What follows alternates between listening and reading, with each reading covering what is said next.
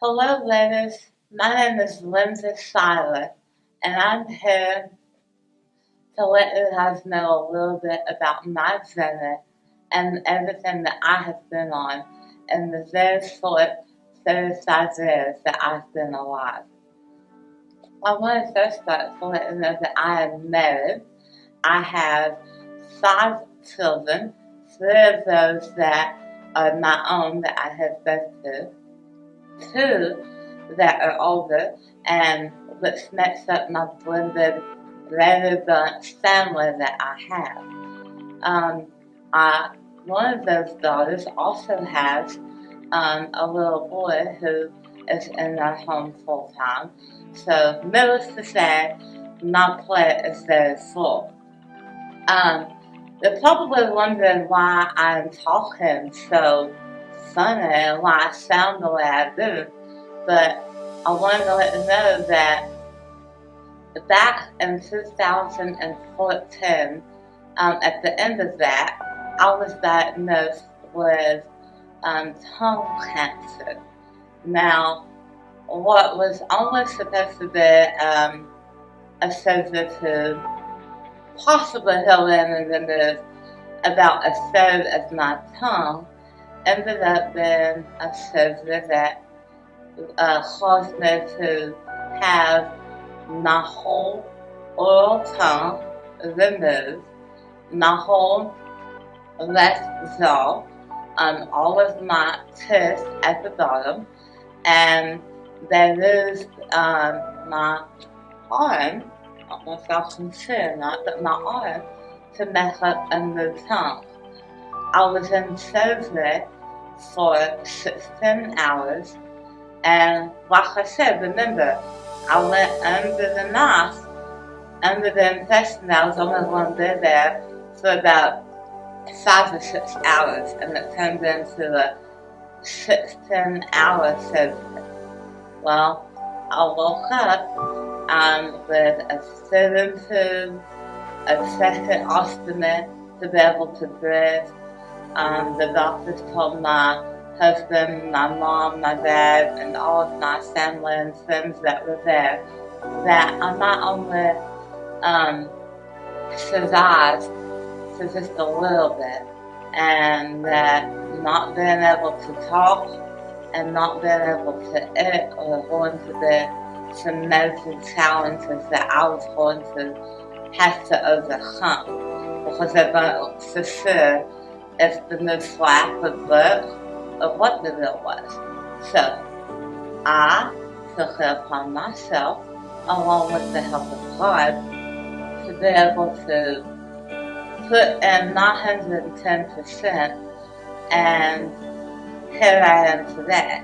Now, I also had to go back through chemo and radiation through all of that, and when that happened, this whole area of my jaw opened up, and it showed the metal hardware. It was all exposed, and the bones started to crumble, because this is not my first time having oral cancer. This is actually the second time.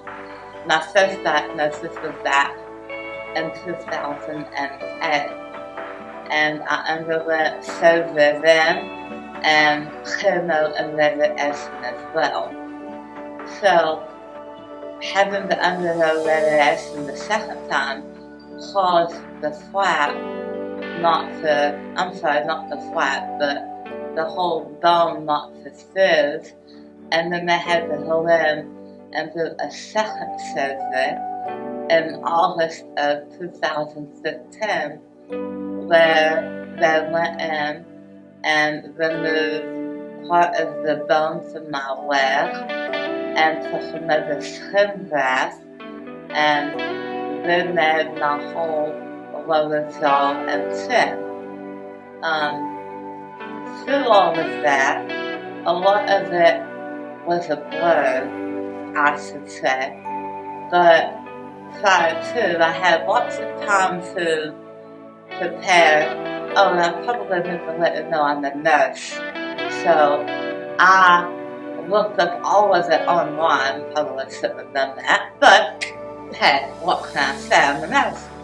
So I was prepared with all of the photographs in my mind of what I was going to have to go through in order to save my life, because I was told that if I didn't have surgery, that I only had 6 months to live.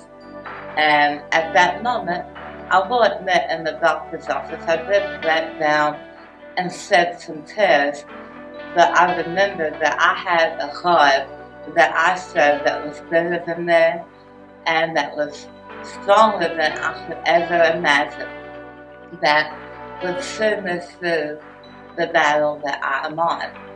So I took to the Lord in prayer. I had a phenomenal support group with family and friends, an awesome church group at OCI that prayed for me and walked me through all of this. People that I received cards and letters in the mail from people all over the United States, people I didn't even know, because apparently this type of cancer that I was diagnosed with is a very rare cancer, and a lot of people don't survive it.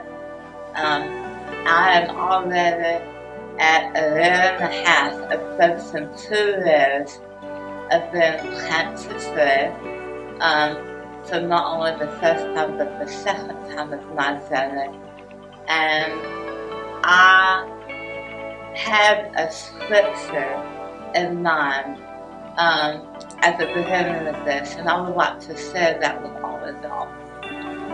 It comes from 2 Corinthians chapter 12, verse 9 and 10.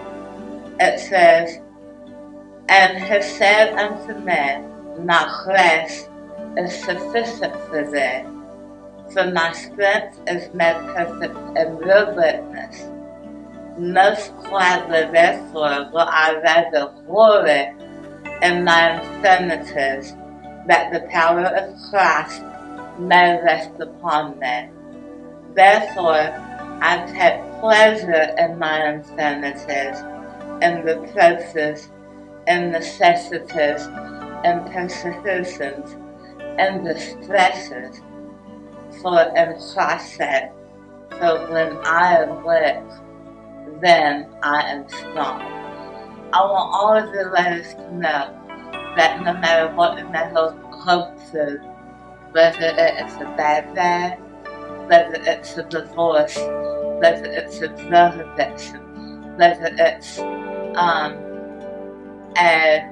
a car wreck that you may encounter, whether it may be anxiety, maybe the doctor's diagnosed with some type of bipolar disorder, whatever that may be, I want you to know that the Lord is there to guide you, and even though you may feel weak, and that you're not able to not make it another day, know that there is someone that's by far more important and has more power and more love and more grace and mercy that we will ever be able to imagine. And He is always there to call upon His name.